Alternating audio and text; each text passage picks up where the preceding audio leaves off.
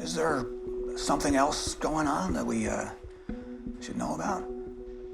I don't trust my intel right now. Not since Fairchild's death. But he trusted you. He also thought when push came to shove, the military would do whatever it could to cover up the existence of UFOs. So, I'll ask you once more. Are you up for this? You know, I think for Hynek and Quinn in our finale, the stakes have never been higher. I mean, here they are aboard a military training exercise, a naval exercise in the, in the North Atlantic, so far out of their depths, dealing with something they can't comprehend, with a rogue admiral who's basically hell-bent on attacking. One of my men took this? Sir, this print shows a craft with no wings, no obvious source of thrust emerging from the ocean. You're right.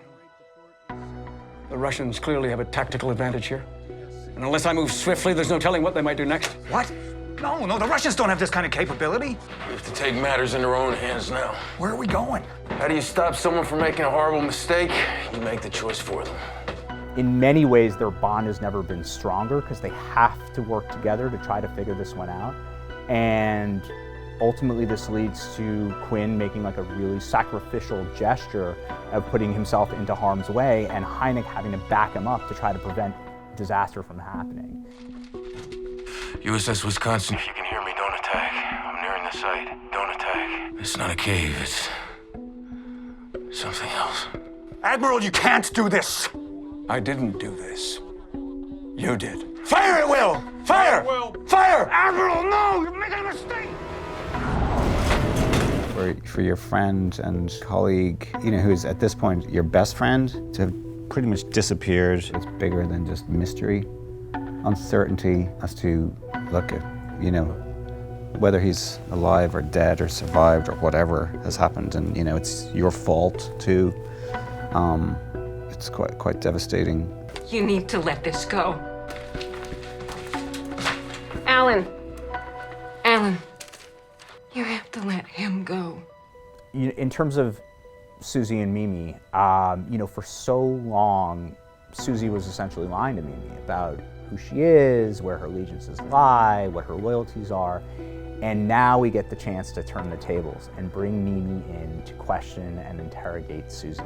It's interesting because despite this huge breach and this huge change in their friendship, I love that in our story, Suzie still comes to Mimi for help. Suzie understands that Mimi will finally know that they're not as different as they seem. They both are mothers, and obviously when you have children, you'll do anything for them. So it explains a little bit to Mimi where Suzie's coming from. I left something in Joel's room. Hey, let her go. Let her go.